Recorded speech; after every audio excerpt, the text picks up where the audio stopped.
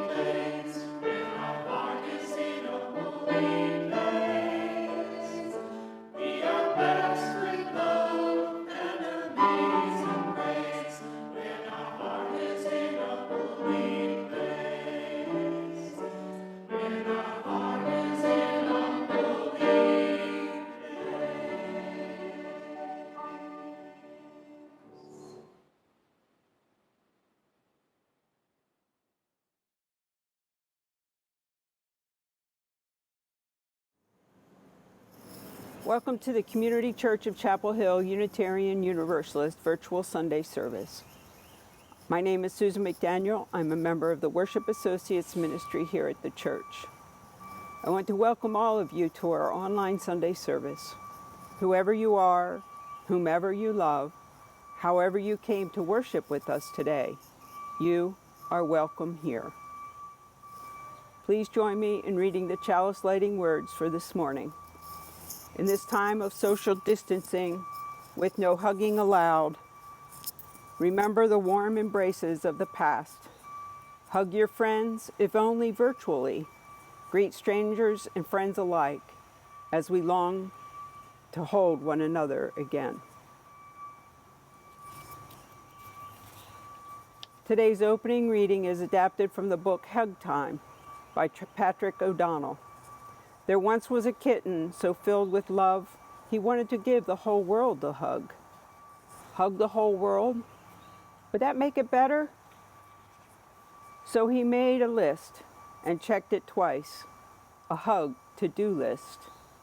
The world is so big and yet so small. It's time that we embrace it all. That's something that we all can do. Start with the one who's closest to you.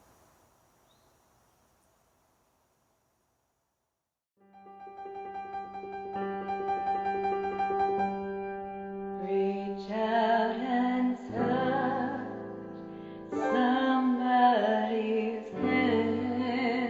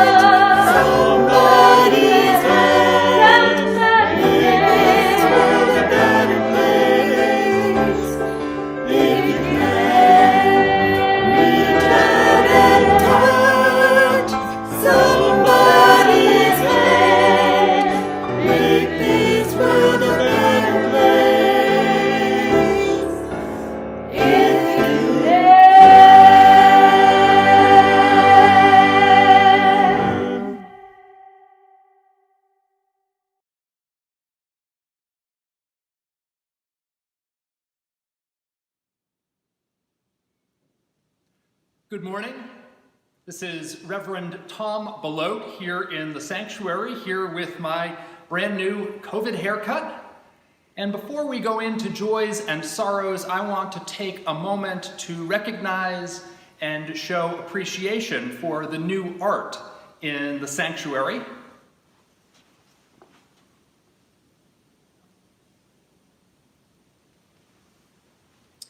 Six oil paintings are by local artist James Coyle, and if you want more information about the art, please visit the webpage of our art committee on our church website. Each week we hold a time in our service for sharing the joys and the sorrows of our church community. This past week, a few members of our church reached out to me asking me to place stones of joy or of sorrow. Susan McDaniel and Pat Smith asked me to place two stones. The first stone is for Pat's daughter, Sarah. Susan writes, "The oral targeted chemo treatment that Sarah has been on for almost 2 years has stopped working, and she has 3 new lesions on her liver. She started a new medication that her doctor is optimistic about and continues to have no detectable tumors in her breasts, and overall has less disease than when first diagnosed 2 years ago. However, she also has a stress fracture in her heel and is in a boot and using crutches. The second stone that Susan asked me to place is for herself. She writes, "I was diagnosed with atrial tachycardia on Monday. Still, there are many more questions than answers, and she's a bit freaked out by it."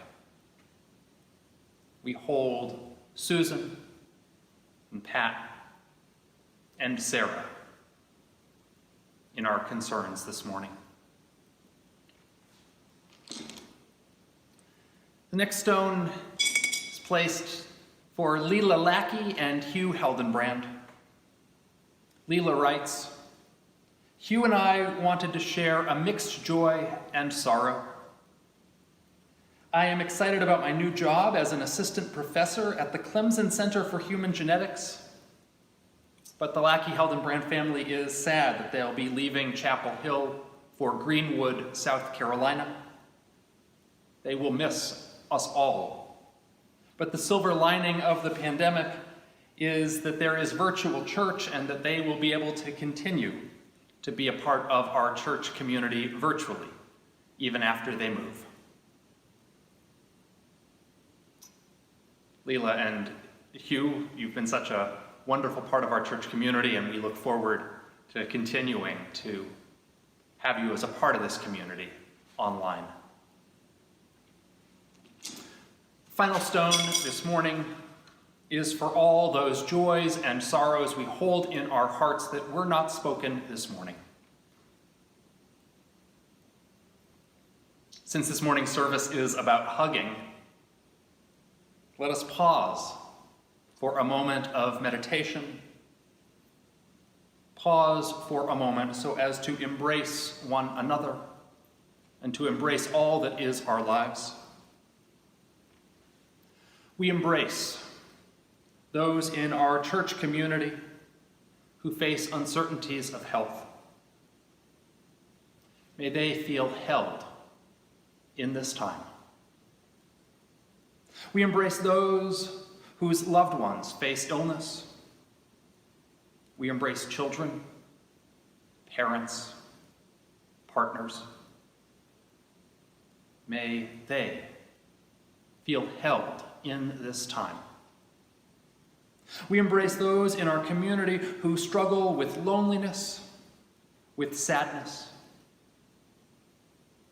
with loss. May they feel embraced in this time. We embrace as well all of those who are taking care, caring for family, caring for neighbors, caring for those who are vulnerable in our society. May they feel held in this time even as they hold each other. And we embrace those working for justice, those working to build a healthier, kinder, more just world. May they feel held by our appreciation and our encouragement. And finally, we embrace ourselves, not only our talents and our strengths and our successes, but also our challenges, our weaknesses, our struggle. For each of us lives our own struggle, and each of us faces moments of weakness. May we bear the truth of our lives to one another. May we embrace ourselves and embrace one another. Amen. Blessed be.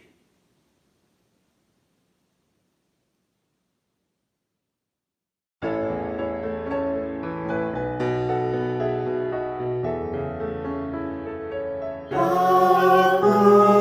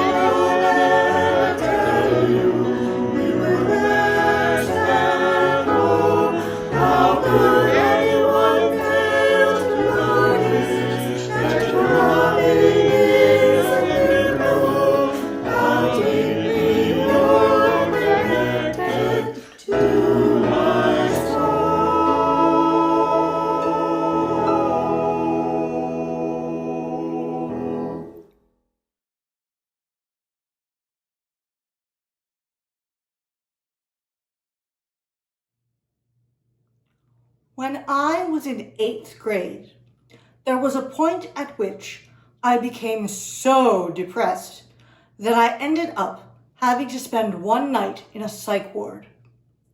It was easily the longest, most miserable night of my life for a number of reasons. But the reason that has always stood out the most for me was the lack of physical consolation. When I asked the nurse for a hug, I was informed, in no uncertain terms, that the staff were not allowed to hug patients. I can understand there being certain parameters in place to prevent harassment or avoid triggers, but I wasn't posing a threat, and I was quite visibly cognizant. I was equally, visibly, and understandably upset, but hugging was not an option. I wasn't even allowed to snuggle with a plush toy. They let me have an extra pillow to wrap my arms around, but that just didn't cut it. I couldn't get over how counterproductive this rule was towards my ultimate goal of healing. In hindsight, the idea of being denied a hug from an adult who was supposed to be helping me was probably a foreign experience for my psyche to process, as I was raised in a very touchy-feely environment. There was never anything inappropriate, and hugging never took place on the table, but it was also never off the table. The cruciality of hugging is even confirmed in my favorite comic strip, The Family Circus by Bill Keane. My favorite edition is a single frame illustrating the mother of the family carrying the youngest son, Billy, to bed. He looks up at her and declares, ever so sincerely, "Mommy, this is the time I like best, when you give me Huggles." I only had to read that once for Huggles to become my favorite word, and it has remained such ever since.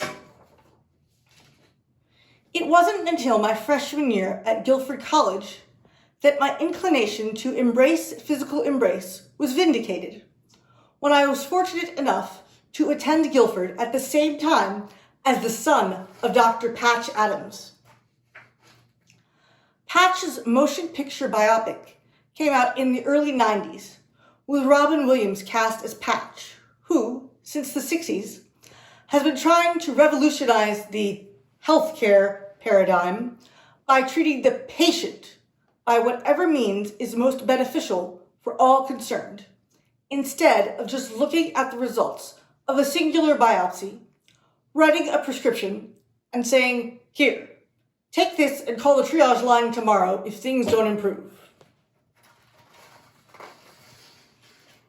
One of the plethora of Patch's crazy proposals is that of a deeply intimate patient-doctor relationship, which includes, among other things, the potential for hugging, free from embarrassment, shame, fear, preconceptions, or expectations. Hugging releases endorphins. Endorphins make you happy. So how do you cheer someone up without intoxicating them? You wrap your arms around them with both enthusiasm and sincerity. I would be bereft of my responsibility to the congregation if I failed to specify that, at the time of the embrace, in order for the maximum benefit to be experienced, all parties involved must be fully clothed, sober, aware, and consenting. That's more of an ethical disclaimer for the sake of my sleep, but consent is crucial. If a hug is unwelcomingly imposed, then the recipient only experiences trepidation that eliminates the possibility for benefit. Reasons for not wanting a hug vary on both an individual and situational basis, but may include cultural or religious customs. In the United States and Europe, for example, hugging is much more widely practiced than in Asia, where it is customary to greet someone by bowing. But even throughout the US, expectations regarding hugging vary by region. Based on my observations of human interaction during my travels throughout the U.S., I have noticed regional differentiation in hugging norms. In the South, for example, it's hugs all around. You see a friend in the grocery store? Hug! You're introduced to the parents of your significant other? Hug! Church? Hug! The only times that hugging is completely off limits are when a financial transaction is imminent. So, if you go to a restaurant and order food, or go to the mall and make a purchase, the respective service provider will more than likely be taken aback if the exchange is followed by a warm embrace. A verbally communicated thank you is the extent of that which is necessary.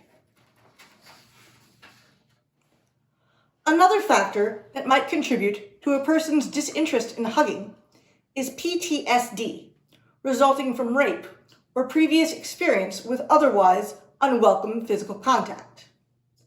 If someone associates hugging with a previous traumatic experience, then trying to engage them in a hug, albeit well-intentioned, is not going to result in a desirable outcome for either person. There are also medical factors that need to be considered. For example, if someone is battling something contagious, like the common cold, it is in your best interest to maintain significant physical distance to prevent yourself from becoming infected.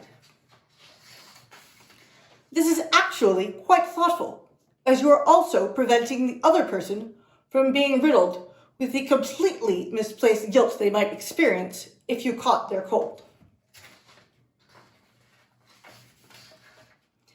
The amount of time available for and required by a hug should also be analyzed and applied.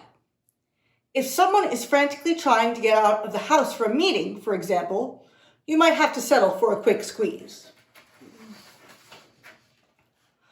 Another thing that might make you think twice before physically embracing someone is the presence of an unpleasant odor emanating from the general direction of either of you. If either of you reeks, it might not be an ideal time to hug.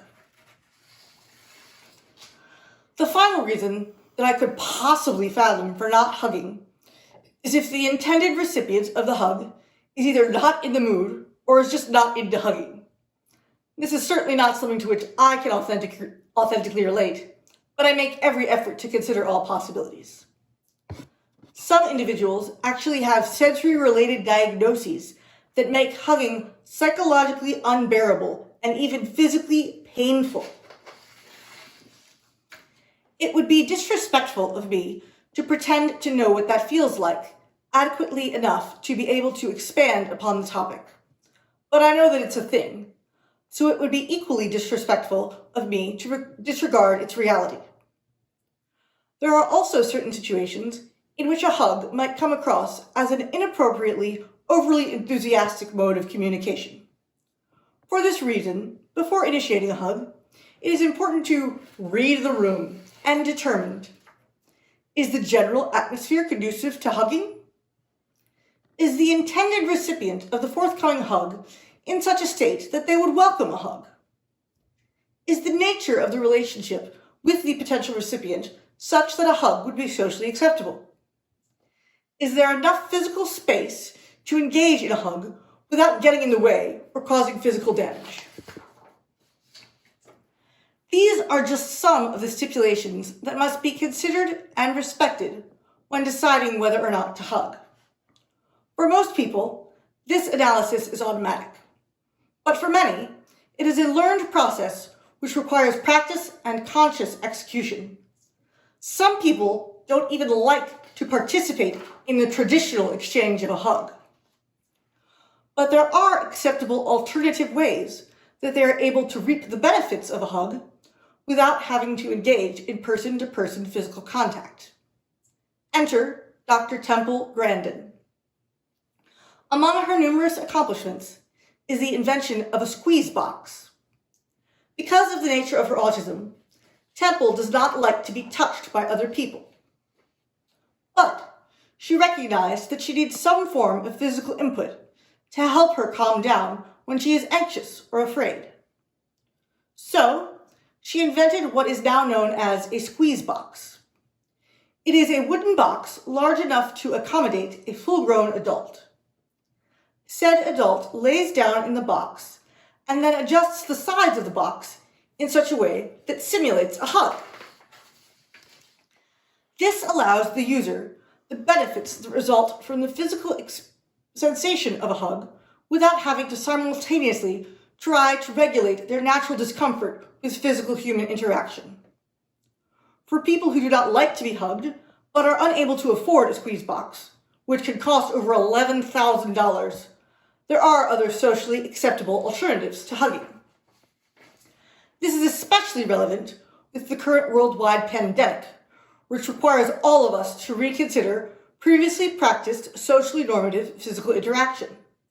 One such option, though there are many, is a friendly wave. My personal preference is jazz hands. It's like waving, but encourages the use of both hands and the enthusiasm of a child on their first trip to Disney World. The idea of banishing the concept of hugging is almost too much to bear, until one considers jazz hands as the alternative. As proof of my original point, though, about embracing embrace, if hugging manifests as much joy as jazz hands, then its legitimacy is undeniable.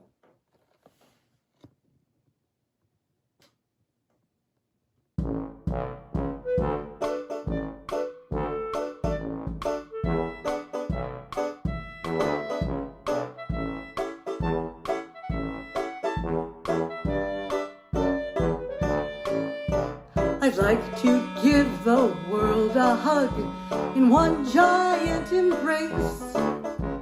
I'd love to see pure joy explode on every person's face. If everyone could feel the love, how perfect it could be.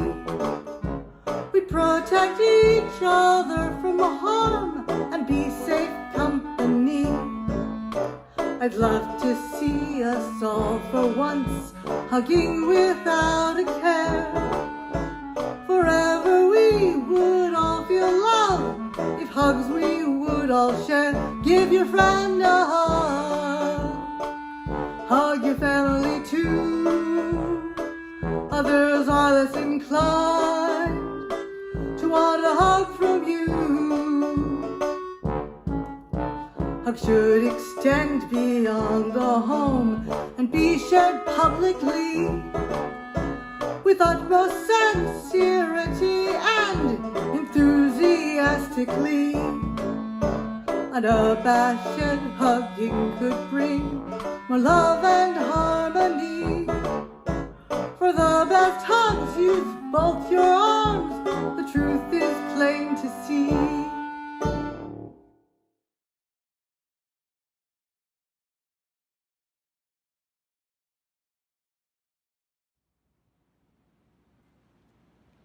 Thank you, Kate, for being a part of this year's Preaching Practicum, and thank you for your sermon, reminding us of the power of an embrace. As a church community, we embrace diverse theologies, diverse ages, diverse genders, diverse families, diverse races and backgrounds and experiences and stories. Our offering this morning supports the ministries and programs of this church, our worship, music, religious education, social justice, fellowship, and so much more. They all help us to stay grounded, embracing us where we are during these times. If you wish to make a financial contribution to the church, you can do so by using the giving portal below and offering to support the ministries and the programs of this church. Will be generously given and gratefully received.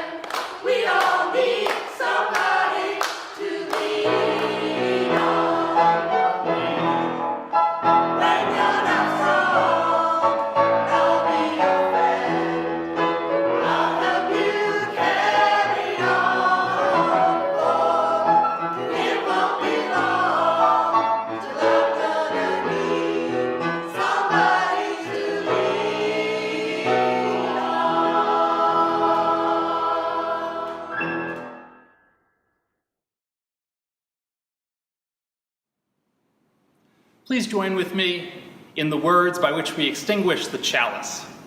We extinguish this flame, but not the light of truth, the warmth of community, or the fire of commitment.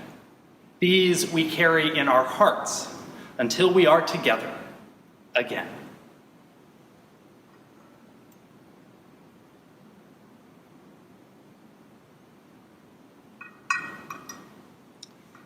Now please join in singing Shalom.